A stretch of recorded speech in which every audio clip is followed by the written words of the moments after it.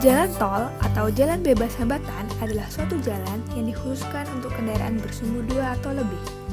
Jalan ini dibangun bertujuan untuk mempersingkat jarak dan waktu dari suatu tempat ke tempat yang lain. Pada abad ke-21, jalan tol pertama kali diperkenalkan di Indonesia pada tahun 1987 dengan dioperasikannya Jalan Tol Jagorawi dengan panjang 59 km. Jalan tol ini menghubungkan Jakarta, Bogor, dan Ciawi.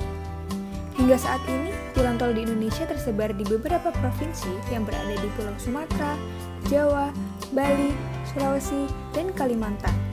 Dan menurut data yang ada, panjang tol di Indonesia mencapai 4.316,27 km.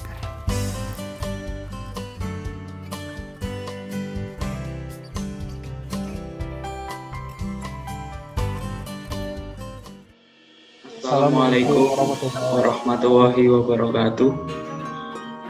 Kami dari kelompok 1, di sini kami akan menjelaskan tugas besar kami mengenai bagaimana sih cara pembayaran di jalan tol itu. Sebelumnya, mari kita kenalan dulu. Saya Anissa Zara, NIM 16420 199. Perkenalkan, nama saya Rivaldo Eko Nugroho, NIM 16420 Perkenalkan, saya Rahmat Iqbal, NIM 16420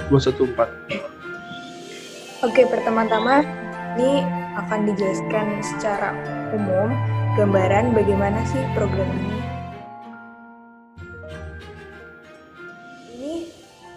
Program ini memiliki 3 subprogram. Yang pertama, menu pilihan, pembayaran, dan data tambahan atau pelengkap. Pada subprogram menu pilihan, terdapat pilihan gerbang asal yang akan memberikan informasi biaya dari pintu asal ke pintu tujuan.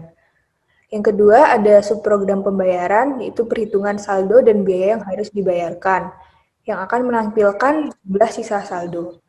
Dan subprogram yang ketiga, terdapat data tambahan atau pelengkap. Di sini ada perhitungan kecepatan rata-rata dan waktu tempuh keluar dan masuk tol. Selanjutnya akan dijelaskan lebih detail mengenai program ini melalui flowchart oleh Valdi.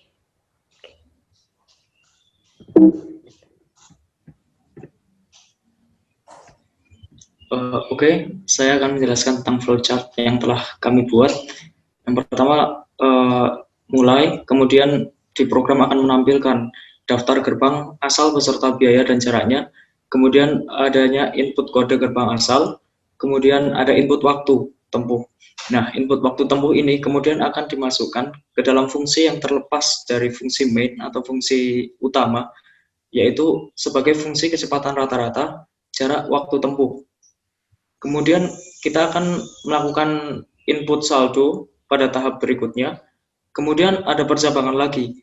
Apakah saldo yang dimasukkan tadi mencukupi atau tidak? Jika tidak, maka akses akan ditolak. Kemudian jika iya, maka akses akan diterima. Kemudian jumlah saldo yang tadi dimasukkan atau yang diinputkan itu berlebih atau tidak. Jika iya, maka akan ada sisa saldo kemudian selesai.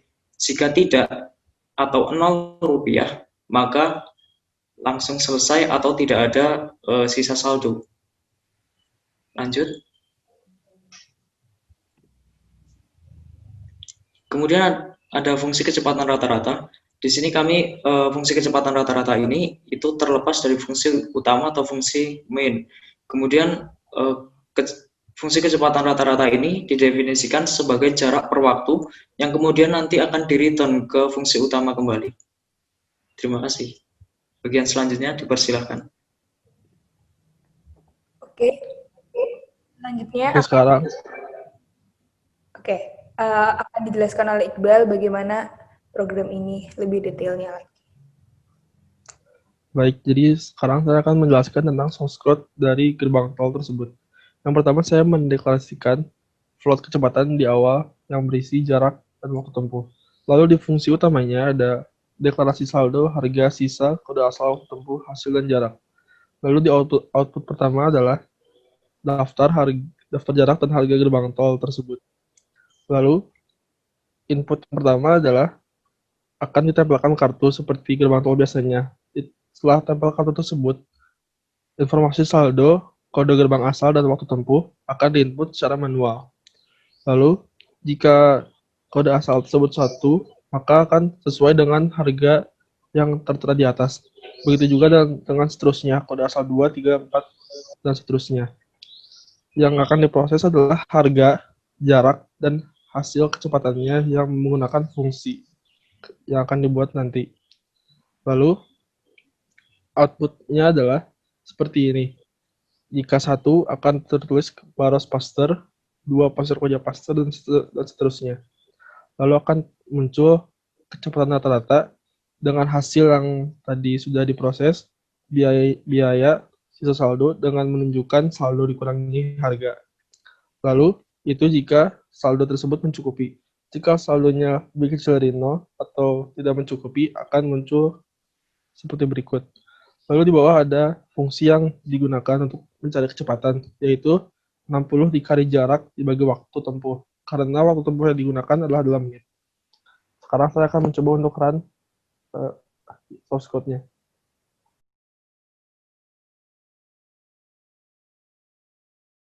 Akan muncul daftar jarak dan harga seperti berikut.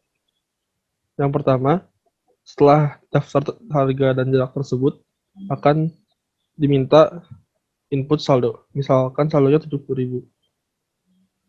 Lalu, kode gerbang asalnya misalkan kita dari Buah Batu, yaitu kode asal gerbangnya 5.